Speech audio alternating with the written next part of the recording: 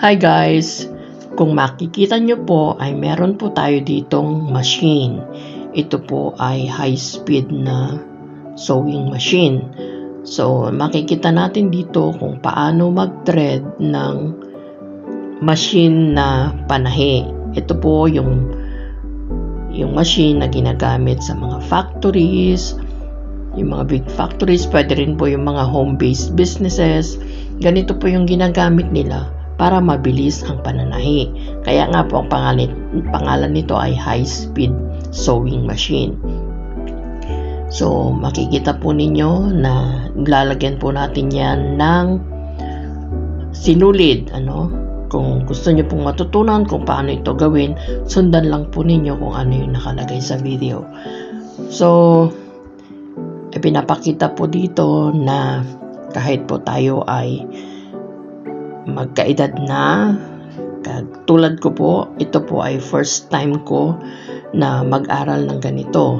Wala po akong kaalam-alam kung paano mag-operate ng mga high-speed na sewing machine. Pero kahit po tayo ay senior na, hindi po yun dapat maging hadlang kung may nais po tayong gawin. Katulad po ng mga project na ganyan, mas maganda na meron tayong pinagkakaabalahan kahit tayo nagkakaedad na.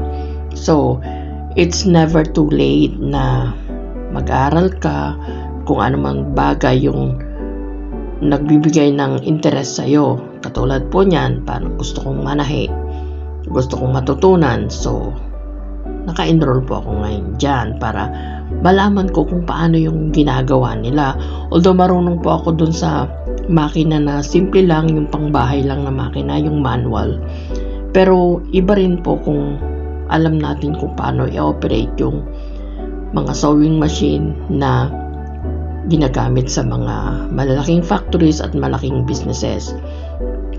So ayan po, yan po yung mga unang mga lessons na tinuturo sa amin kung paano mag-thread. After nung pag-discuss ng mga parts, ayan, sunod na po ay yung threading. Tsaka meron din pong mga iba pa, kung kasunod niyan ay yung kung paano na manahi. Yung mga may susundan kang drawing, ganyan, mga lines, yun, nasusundan mo para makikita kung paano ka tumipa. Paano mo makontrolin yung paa mo para makuha mo yung ganoon na mga figures. So, may mga techniques po yan, tinuturo nila dyan.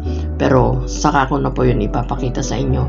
Ito po muna yung pagsisinulid o pagte-thread. So, pag na-shoot na po lahat dyan, kailangan makuha natin yung nandun sa ilalim na sinulid niya. Ganyan. Bukod po yung pong trined nating una ay nandun sa ibabaw. Ngayon, meron pa po yan sa ilalim.